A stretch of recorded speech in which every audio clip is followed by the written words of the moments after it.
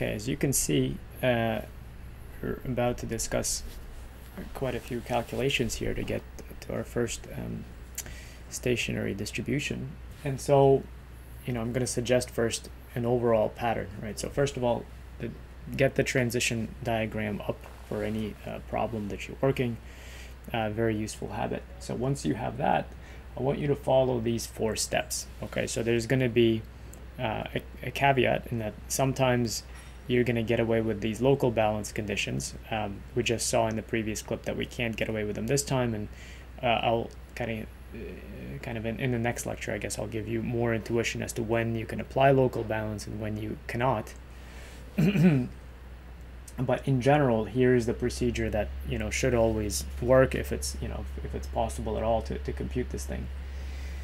So at the end of the last lecture, I introduced this stationary measure concept, which is the same thing as a stationary distribution, except that it's not normalized, right? So mu is defined in terms of these global balance equations. This is in item 1 right here. So these are global balance equations holding for all states y. And the only difference between a stationary measure and a stationary distribution is that these numbers mu don't have to sum to 1. Therefore, I didn't say stationary distribution, I said stationary measure. Okay. The next step is that as a benefit of choosing this option, right, choosing to compute the stationary measure first, you get any value for free. And that, here I'm going to propose taking mu0 equals 1. It doesn't matter which one it is. You can take mu1 is equal to whatever state you want to put in here. You get one state for free, right? And that's a consequence of the fact that there's no normalization, right? They don't have to. The entries don't have to sum to 1. So we pick one for free. I would suggest, unless you're kind of getting creative, to always just go with this choice. It tends to work well, right? So 0 is a state, and here obviously when 0 is not a state, you wouldn't pick this. But pick some state and set it equal to 1, and usually it's easy to identify which state it is, right? Here, this state 0 seems to be kind of the central focal point, and so I picked it, right? So I already know the stationary measure at that point. It's just going to be equal to 1. Write the equations for mu1, mu2, mu3. What does that mean? That means I'm going to apply global balance and write equations for each one of these for every state. And then finally, to get the stationary distribution, I'm going to perform this division here, meaning I'm going to normalize, right? This essentially is taking computing numbers, computing a function pi that still satisfies the global balance equation, but now this one sums to 1 when I sum over x, right? It's normalized. So I'm dividing by the sum, so if you sum both sides here over x, you'll see that the sum over the pi x's is then equal to 1. And so at that point, you'll be done. So let's see how this works out for us. So we're going to go through kind of these. I'm going to try to go through these boxes one by one. 1, 2, and then 3. Okay, so these are the equations starting from mu equals 0. So these are global balance equations for the state 0, right? These equations with y equals 0. I'm going to write 1 is equal to mu0. I already got to pick what mu0 was. And then I ask, when I try to write out what the sum is, I'm going to ask, what states is it possible to transition to, from what states is it possible to transition to get to state 0, right? I want to get to state y, and I'm asking, what are the x's that I can get to it from? In here, my y is 0. What are the states that I can get to 0 from? It's the state 0 itself via q0, and it's the state 1 via transition probability 1. So I start at state 0. How can I get to it? I can start at state 0 and with probability q0 transition to 0, or I can start in state 1 and with probability 1 transition to state 0. So that's my first equation. From here, you very easily get an expression for mu1. So we got mu0, we now got mu1. The next equation, you just proceed methodically right to the next one. So let's write out mu1. What are the possible ways to get to 1? I can start from 0 and get to 1. I can start from 2 and get to 1. So I start at 0, and what probability do I have to get to 1? It's q1. I start from 2. What's the probability of getting from 2 to 1? It's times 1. right? Those are the only possible access points to get to state 1, right? So I start out with state 1. I look what are the ways to get here, and then I just write out this sum right over on this side. So the only way to get to 1 was 0 and 2, and that's why I see mu0 and mu2 here, times their respective probabilities of transitioning in there, this one and this one. Solve that out. I have mu2 is equal to 1 minus q0 minus q1. Next one, same thing with mu2. What are the ways that I can get to 2? I can start at 0 and get to 2. I can start at 3 and get to 2. I start at 0, what's the probability of getting to 2? It's q2. What's the probability of getting from 3 to 2? It's 1.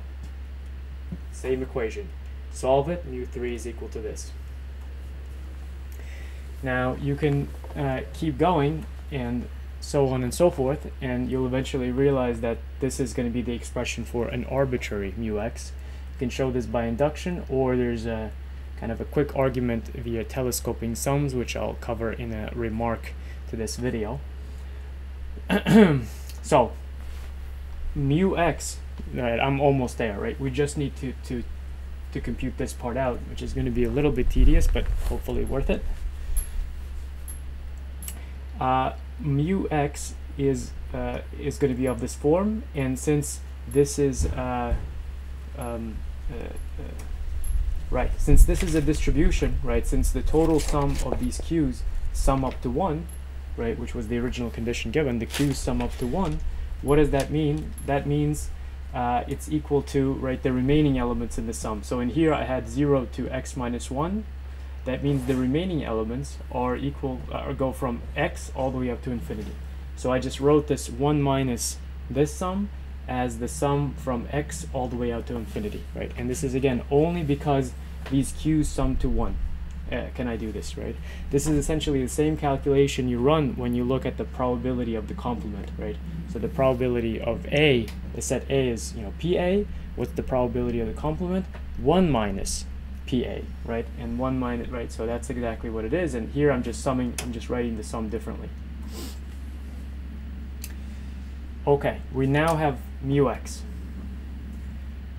Next, we have to put this together into a stationary distribution, which will turn out to have a few caveats here. We need to sum up the mu's over all possible values, right, in the state space. That means we have to run this calculation, which plugging in mu(z), right, mu(x) is here, so mu(z) I just plugged it in, right, that's my mu(z) directly taken from here.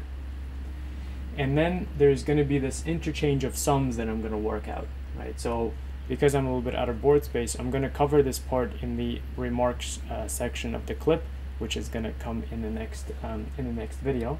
So in the remarks, I'll show you a faster way to get this formula and also how I do this interchange. If you kind of want a glimpse, it's the same thing you do when you exchange order of integration, right? So in here, it's sort of I'm integrating from z to infinity and overall z, and then here I've changed the order of integration where I'm going to integrate with respect to y on the outside and with respect to z on the inside. So it's just changing these two sums in a clever way. This is known as Fubini's theorem. And so for now, believe me that you can get from here to here, and watch the next clip to see how.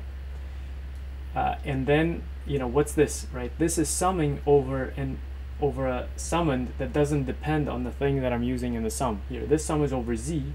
This thing doesn't depend on z. It depends on the y. So I'm going to take it out and then ask, what's the sum equal to when it's just summing 1 over and over and over? How many ones are there in the sum? It goes from 0 to y.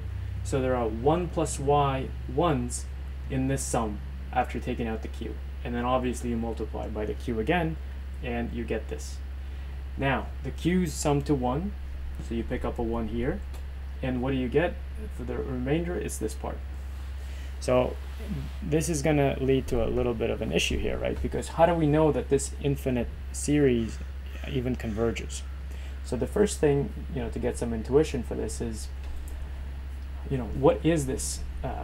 What is this number, right? This looks like to me to be the expected value of a random variable with distribution q, right? Remember, q was a distribution of some discrete random variable, perhaps, and here we're just taking its expectation, right? It's possible value times its probability, possible value times its probability. What are these possible values? Well, each y corresponds how far we go from state 0 at the outset before, going all the way back. And this is computing the expected kind of length that we launch ourselves out forward, right? So this chain starts at 0 and launches itself forward to some state y and then comes back, right? And it does this over and over again. And this sum here represents the expected length of how far this throw is made in the beginning, right? We go to 1 with probability q1, we go to 2 with probability q2, so this is the expected distance that this chain shoots out right in the beginning from state 0. And now it makes sense why, this condition is something that has to be imposed for the stationary distribution to exist, because if this is infinite, right, that means this renewal chain is able to throw kind of ourselves all the way out, right, past any kind of reasonable horizon, and then we won't expect we won't expect it to get back in any reasonable time. We'll see this come up again in the context of recurrence. So for now, if you want sort of a simple-minded message, is that I'm going to have to require that this series be finite so that I can divide by it in the denominator here and say this is my answer for the stationary distribution. And if you want to know what happens when this is infinite, the answer is the stationary distribution in that case doesn't exist, and we'll get to sort of a way to either show that or guarantee when it does exist. It's going to turn out to be exactly this condition. If you find a stationary measure and find that it diverges to infinity, there will not exist a stationary distribution. But when it does converge, there will exist a stationary distribution, and it will be given by this fraction here. So this is, I would say, kind of one of the more difficult examples that you could run into. So I encourage you to kind of watch the steps several times. Make sure you can maybe even do it on your own. And in the next clip, you'll see sort of some more careful work to kind of how do I get this equation from this basic pattern without kind of guesswork, and how do I actually exchange these two summands here.